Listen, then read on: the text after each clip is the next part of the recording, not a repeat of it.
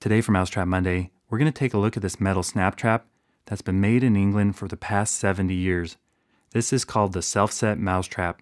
It was first invented by Richard Evans in 1947, when at the time he was working as a designer of high-quality, precision-engineered products.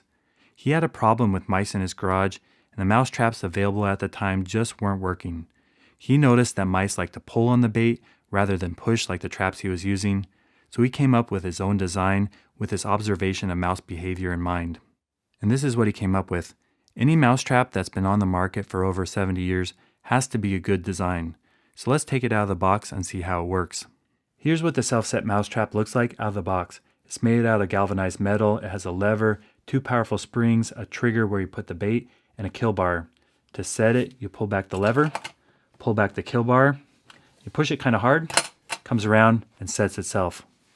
A mouse is going to come along, want to get that bait, lift up that trigger just a little to pull, and you got him. This trap is very easy to set, but I'm curious if it works. Let's go set it up in the barn with motion cameras, see if we can get some wild deer mice with a SELFSET Mousetrap from England.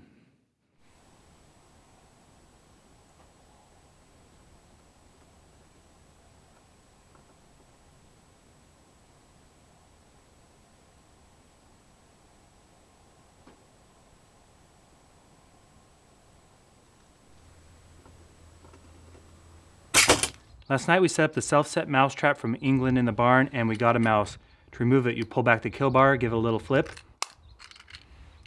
Now this trap did work, but I have to admit, I wasn't very impressed with the trigger system. It took a long time for the mouse to come, chew on the bait before it finally got caught. But it is an interesting design that's been around a long time. I'm posting between 4 and 5 rodent trap videos a week, so if you want to see how to catch mice, rats, squirrels, chipmunks, moles, voles, and gophers, stay tuned.